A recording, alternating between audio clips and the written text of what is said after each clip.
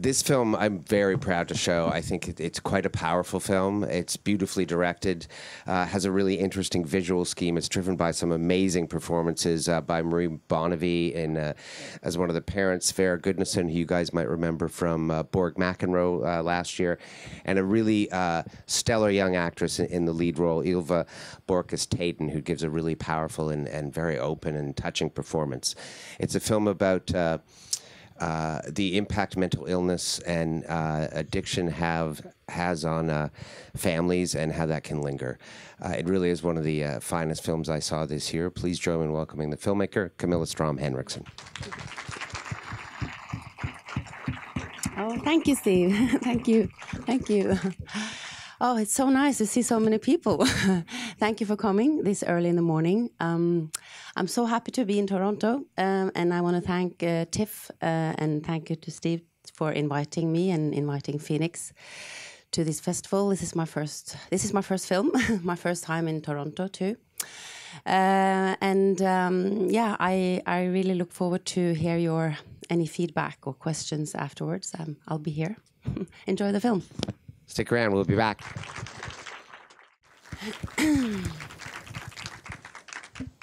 Questions? Right there. Thank you. I just wanted to comment. I love the film. I totally relate to. I wanted to comment on the fact that the little boy at the end saw that creature and she noticed. And she didn't. The fact that they didn't even say anything to each other about like he see that and he thought like they didn't even react to that. I don't know. That you didn't comment on this part of the film. Yeah. Lady thought the film was beautiful, but she wanted to ask about the creature at the end because the little boy sees it, and Jill notices that he sees it, but they don't actually discuss it. Do you want to talk about the motivations behind that? Well,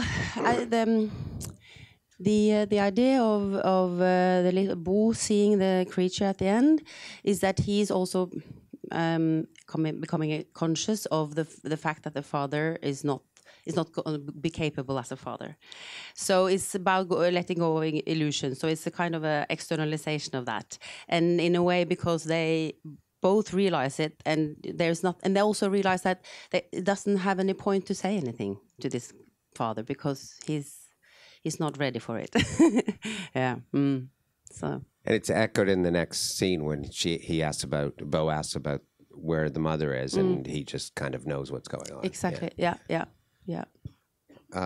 Next, right there. It's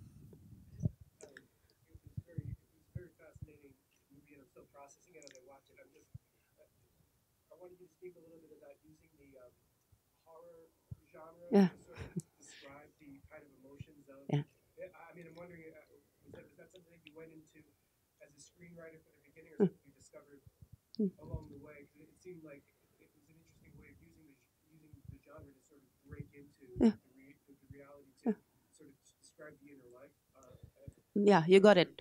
Yeah, Gentlemen, you got wanted to ask about that. So in a way that was, and it was in the script from the very first draft. Really,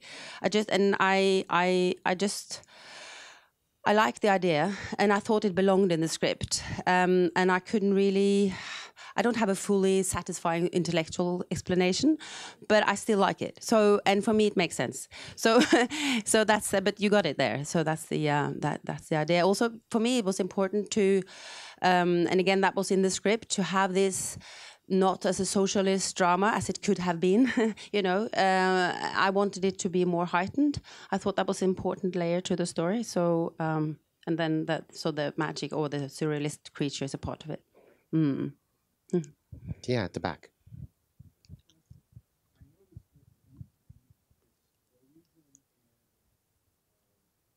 Swedish. Yeah. This.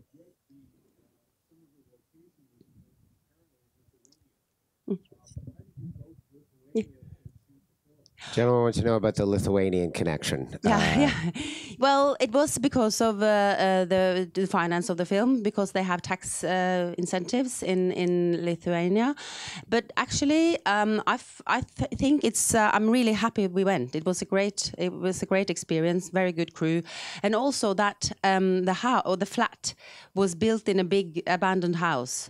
And in Norway, things are so developed, so it's hard to find these kind of locations. So in a way, it was a really good artistic reason for it too, but initially financial. So, Lady there. yes. Oh, thank you. Yeah. No. Question was how old Ylva, who plays Jill, was. She was actually 14. She turned 15 in August last year. So she was that age actually, yeah. And yes. And quite unexperienced. Also, she didn't have experience before this film, so yeah. What sort of drew you to her when you cast her? Well, it's strange because that's what all directors say. You know it when you find them, when you find them. And I didn't know that was true until I experienced it. You know, I cast a lot of children, and when I met Ylva the first time, I was just touched by her person really, and she has a wonderful openness and curiosity, and she's very unaffected. If I can use that word, and she has an intuition for drama, even though she didn't have experience, and she has these wonderful expressive eyes. So yeah, so when I saw her, she was an easy choice, really. And when you cast Casper, who plays Bo, how did that work? Yeah, that's interesting because Bo is very different from the boy I kind of imagined when I worked on the script. I imagined a little bit more fragile boy, a little bit more with a fragile, I guess. And Casper is a very robust kid, and he's full of energy, and but he has a wonderful presence. The moment the camera is on, he's just there, and he has a talent for music, so he really has a good rhythm. And they had a good rapport when I tried them together. So that was Casper. There was someone back there, yes. Yeah. Thank you. Oh.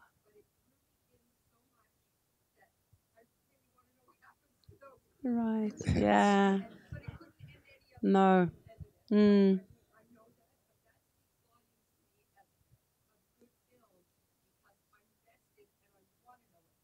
Yeah. Good. Thank you. Thank you. Right there. Yeah. I was wondering how long you worked on the project from started the developing of the script to financing and how long the shoot was. How much time consumed of your life? 12 years. From when I got the idea and I started to work on the script. And it's been a long process. I imagine it would be shorter, but it didn't. So it did. No. So So I mean, I worked on the project started 12 years ago, and then I had a first draft that is quite close to the one I shot, but I had a period over a couple of few years where I went to different producers and went into a development process that wasn't really helpful.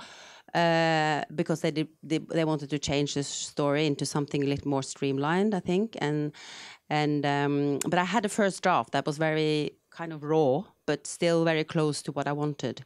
So I had that, and then I met the right people, but it still took that really liked what was there. My producer, Gudny Hummelvold and Paulina Rieder Wilhelmsen, who are here.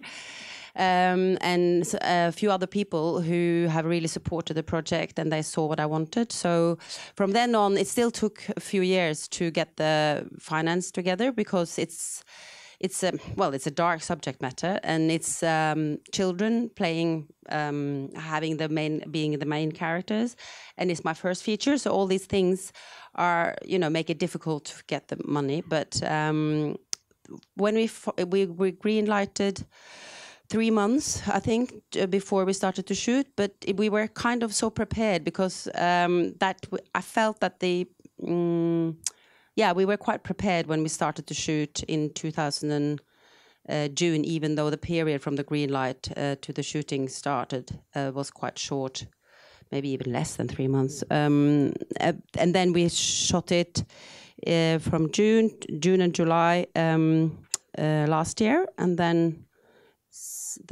the editing process and the music has been almost a year or 10 months, I guess. Yeah. Right there. Oh, what's that word? I don't understand. Yeah, great word, but I don't understand it. Huh? Dumb.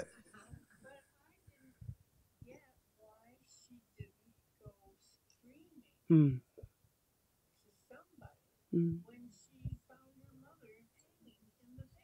Mm. Question was why Jill didn't reveal her mother's suicide immediately. Yeah. Mm. Well, there's no one simple answer to it, but I think there are a few answers. I think that explains it. I think, first of all, her character, she's used to hide her feelings. So in a way, to control them. Because if you don't trust the surroundings to be there to receive your emotional reactions, you learn to sort of close in, because it's a way of keeping control in a way, and that control is really important for her. So that's one reason. The other thing is that she wants the father to come and have a nice birthday, in a way, and I think that is a sort of subconscious longing for something that is light and a denial of the reality she is in. So it's a subconscious reaction, I think, not something that she decides to do. But then she decides to keep the truth from the father because, again, deep down she knows that he is not capable to be a father. So in a way, it wouldn't have helped them if he had known about the suicide. I don't know if that sort of throws a light on it, but that's how I believe. Mm.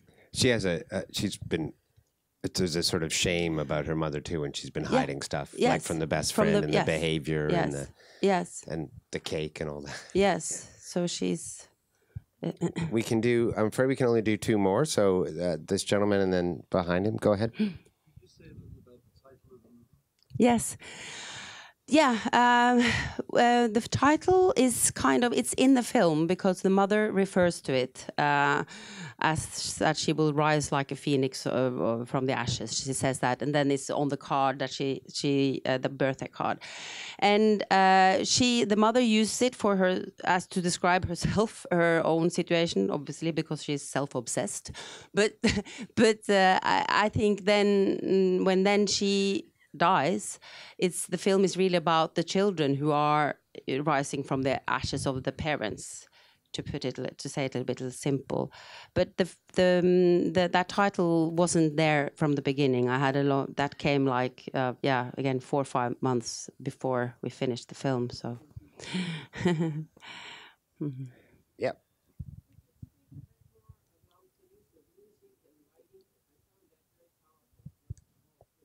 Good question. Can you talk a bit about the use of music and lighting? Yeah. Okay. So the music was a very long process. I think it was both for me and the composer. We were really searching and trying and testing things because the film is a drama, but it also plays on suspense, and it's also a very subjective film.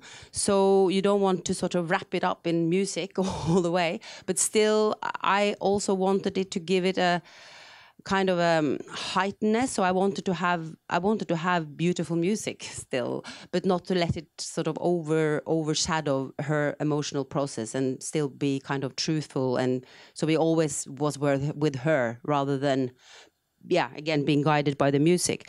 So yes, it was a trying and testing thing, really. Where we also kind of incorporated the sound design. So some parts, as you may notice, is not so much music, but more like use of sounds as music. So, and then for the lighting, I had this idea that this should be very expressive in the lighting, but still feel natural and authentic. So the cinematographer and I, we used. Yes, we use like romantic paintings as for the palette as an inspiration, but we also It is an old film called Night of the Hunter, which I really love, which plays a lot, which uses very much light and shadow. And I thought, can we do like a moderated version, like a modern family drama version, but still uses that as an inspiration. So yeah. Cool. I'm afraid we do have to wrap it up, but maybe if you have a intense question, we can talk about it outside. But, thank you guys so much for coming. Thanks. And thanks for the film.